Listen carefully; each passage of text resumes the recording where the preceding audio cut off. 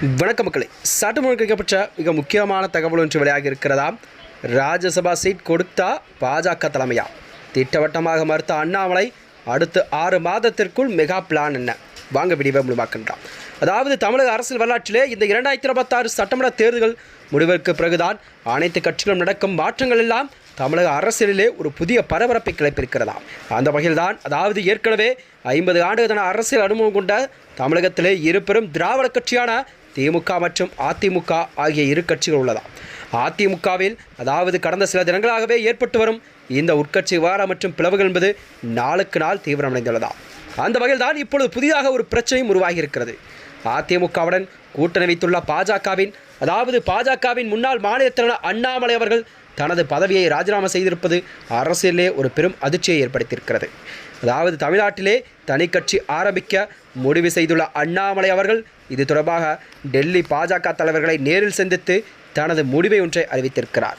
அதாவது அவரை சமாதானப்படுத்துவதற்காகவே பாஜக டெல்லி தலைமையானது கண்டிப்பாக அவருக்கு தலைமை ராஜ்யசபா சீட் தரக்கூடிய முன்வந்ததாகும். இருப்பினும் அதை அவர் ஏற்க மறுத்துவிட்டாராம். அண்ணாமலை தகவல் வெளியாகி இருக்கிறது. தமிழக அரசியலில் கடந்த சில ஆண்டுகளாகவே அதிரடி மாற்றங்களை ஏற்படுத்தி வந்த இந்த மாஜி பாஜக மாநில தலைவர் அண்ணாமலை அவர்கள் இருப்பினும் கடந்த சில மாதங்களாகவே இவருக்கும் பாஜக தலைவருக்கும் சில கருத்து வேறுபாடுகளாம் நிலவிக் கொண்டிருக்கிறதா.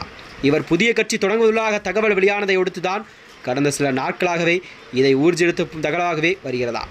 இந்நிலையில் தான் அண்ணாமலை அவர் அவதிக்கு இதுதான் காரணமா என மக்களிடம் பரவலாக பேசப்பட்டு வருகிறது. நேற்றைய தினம் அண்ணாமலை அவர்கள் திடீரென டெல்லிக்கு புறப்பட்டு சென்றிருக்கிறார். அப்போது அவர் விமான நிலையம் சென்ற காரில் பாஜக கொடி இல்லை.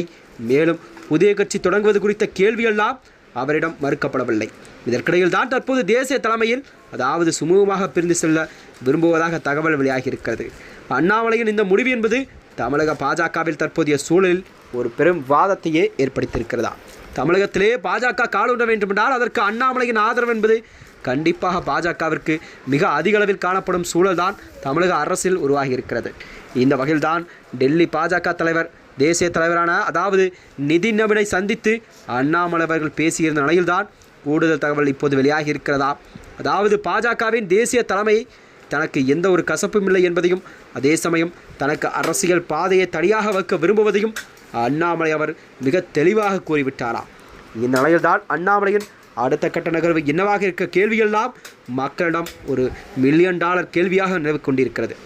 நீண்ட நாட்களாகவே அண்ணாமலைக்கும் தமிழகத்தின் சில முக்கிய கட்சி நிர்வாகிகளுக்கும் இடையேயான இந்த கருத்து வேறுபாடுகள் வந்த நிலையில்தான் இந்த முடிவை கண்டிப்பாக அவர் எடுத்திருப்பார் என்றுதான் மக்களிடம் பேசப்படுகிறது.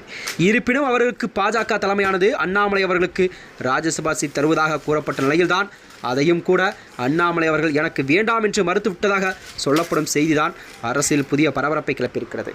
மேலும் இதுபோன்ற வீடியோக்களை தெரிந்து கொள்ள நமது சேனலை மறக்காமல் சப்ஸ்கிரைப் செய்து கொள்ளுங்கள். நன்றி, வணக்கம்.